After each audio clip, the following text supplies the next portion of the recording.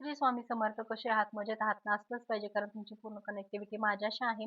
तर चला आपल्या विषयाकडे आपण वळूयात. धनु राशीसाठी हा आठवडा कसा राहील किंवा या आठवड्याची एनर्जी काय आहे? आता 21 तारखेपासून जे 7 दिवसाची जी एनर्जी आहे, रविवार ते शनिवारपर्यंत जी एनर्जी तुमची आहे, तर ती काय असेल किंवा काय आहे तुमच्या डेस्टिनीमध्ये किंवा काय घडतंय ह्या सगळ्या गोष्टीचा अभ्यास आपण आता करणार आहोत थोडक्यात. तुम्हाला गाईडन्स काहीतरी देताना मी इच्छिते की जेणेकरून तुमच्यामध्ये काहीतरी बदल व्हावा, चेंज व्हावा. श्री स्वामी समर्थ. अवधूत चिंतन. चिडचिड वगैरे नाही झाली पाहिजे तुमच्या स्वभावामध्ये. इतकी चिडचिड का होते आहे? चिडचिड इतकी नाही पाहिजे ना. तुमचं कसं आहे माहितीये का? खोटं तुम्हाला पचत नाही. एकदम स्ट्रिक्ट राहणं आहे तुमचं, त्यामुळे कसं आहे चिडचिड खूप होते. चिडचिड नाही झाली पाहिजे. तुम्हाला पटत नसेल तर तुम्ही एक एकांत घ्या. एकांतामध्ये राहा. कुणाशी डील करू नका. कुणाशी बोलू नका.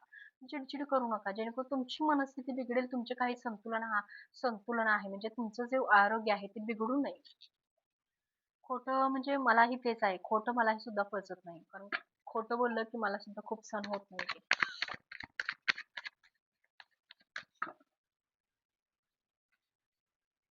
तर सेलिब्रेशन आहे काहीतरी म्हणजे कसं आहे मी तुम्हाला सांगते. म्हणजे व्यवस्थित स्टेप बाय स्टेप तुम्हाला मी व्यवस्थित स्पष्टीकरण व्यवस्थित देते. स्पष्टता देते यातली. तर तुमची एनर्जी सांगते पहिला. तुमची ऊर्जा कशी आहे? तुमचा स्वभाव कसा आहे? एकतरी तुम्हाला खोटं पचत नाही. समोरचं खोटं बोललं की इतकं म्हणजे तापता तुम्ही, म्हणजे इतकं राग येतो तुम्हाला समोरच्याला असं मारून टाकावे की काय? इतकं म्हणजे तुम्हाला राग येतो. खोटं बोलून ते पचवतंय हे तुमच्या लगेच लक्षात येतं. तुमच्यापासून कोणत्या गोष्टी म्हणजे लपून राहत नाहीत. लगेच ते तुमच्या डोळ्याला येतात. तुम्हाला ते दिसतं, तुम्हाला समजतं. तर हे सगळं तुमच्या आयुष्यामध्ये घडत आहे आणि कसं आहे, हे सत्य स्वभाव जो आहे, भले जगाला ते कसंही वाटत असेल किंवा निगेटिव्ह वाटत असेल किंवा तुमच्यामध्ये ते एक कुठेतरी डाग लावून ठेवण्यासारखा स्वभाव असेल, पण हा कुठेतरी चांगला सुद्धा आहे. दुसऱ्यांना कसाही वाटो, पण आपण आपल्या स्वतःचे प्रामाणिक आहे हे जास्त महत्त्वाचं आहे आणि हा स्वभाव तुमच्यामध्ये आहे. तर ह्या स्वभावामुळे तुमच्या आयुष्यात काय होताना दिसतं आहे, अबंडन्स, श्रीमंती, पॉझिटिव्हिटी. कारण जिथं सत्य आहे तिथं म्हणजे ईश्वराची कृपा जास्त असते. सत्यालाच ईश्वराची कृपा जास्त असते. विरोध भांडा किंवा काहीही करा. तसंच तुमची एनर्जी आहे अबंडन्स, सेलिब्रेशन किंवा आयुष्यात एक स्वप्न जे आहे ते कंप्लीट होणं. सगळ्या ऊर्जा लव्ह रिलेशनमध्ये सुद्धा क्विकली काही गोष्टी तुमच्या आयुष्यामध्ये चेंज होताना दिसतायत, बदलताना दिसतायत. सगळ्या गोष्टी अशा स्थिर म्हणजे एकदम छान आहे एनर्जी तुमची. पण कसं आहे माहिती आहे का, तुम्हाला खोटं पचत नाही. खोट्या लोकांचा, खोट्या स्वभावाचा, खोट्या माणसांचा, खोटं बोलण्याचा, सगळ्या गोष्टीचा तुम्हाला खूप राग येत असतो. तिरस्कार आहे तुम्हाला या सगळ्या गोष्टीचा.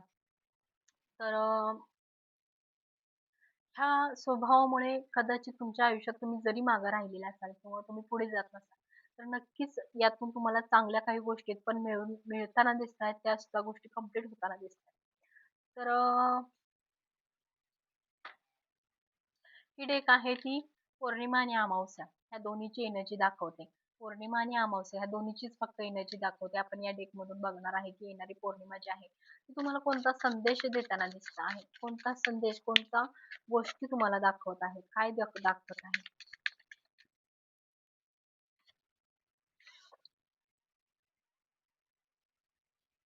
एक चांगली खोज, येणारी पौर्णिमा जी आहे ती एक चांगली खोज, एक चांगला सकारात्मक विचार, तुमच्यामध्ये बदल. म्हणजे कसं आहे, तुम्हाला सत्य म्हणजे खोटं पचत नाहीये. त्यामुळे तर एनर्जी तीच चाललेली आहे की संतुलन खोज म्हणजे चांगल्या विचाराचे चांगलं, शेवटी एखादं बीज चांगल्या विचाराचं बीज लावलं, तर ते चांगल्या विचाराचं बीजच फुटतं. तसं तुमच्या बाबतीत आहे, की संतुलन खोज. चांगलं खोज म्हणजे चांगली ऊर्जा तुम्ही शोधताय, चांगलं ऊर्जा तुमच्यामध्ये उत्पन्न होत आहे. जे तुम्ही देताय तेच तुमच्यामध्ये येतंय, हे लक्षात घ्या.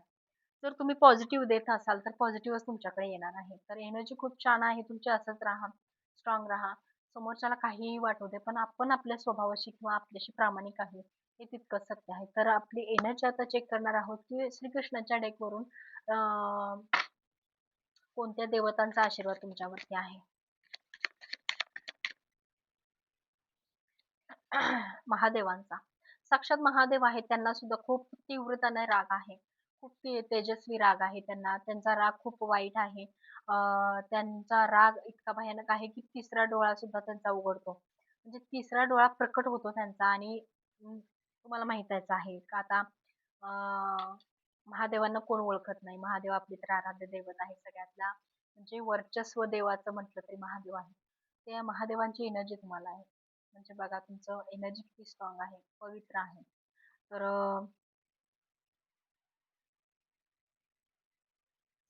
पण तुम्ही म्हणजे ह्या डेकमधून असं सांगण्याचा प्रयत्न होतोय, की ह्या एनर्जीमधून भले तुम्ही शिवांची एनर्जी आहे. समजत नाहीये, की तुम्हाला म्हणजे कसं समजावं? शिवांची एनर्जी आहे. भले तो रागीट असू दे. तुमच्या बाबतीत सुद्धा हेच आहे.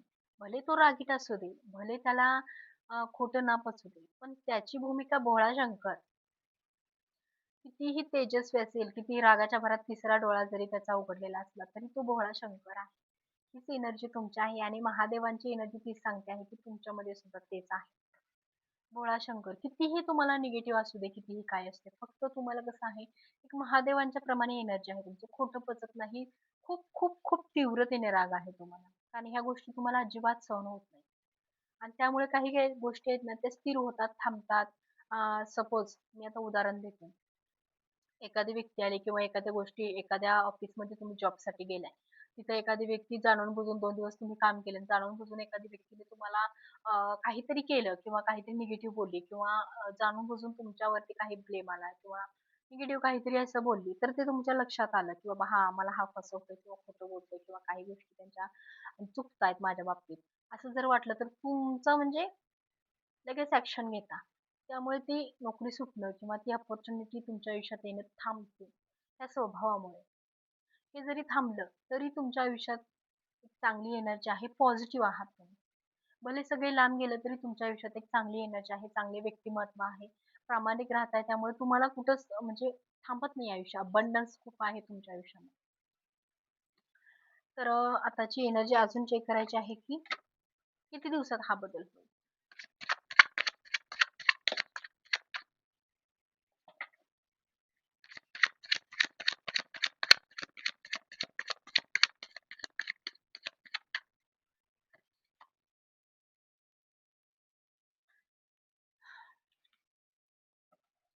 आयुष्यात आता 2026 ला ग्रहमान चेंज होणार आहे तुमचे आणि तेव्हा तुमच्यामध्ये बदल होताना दिसतायत.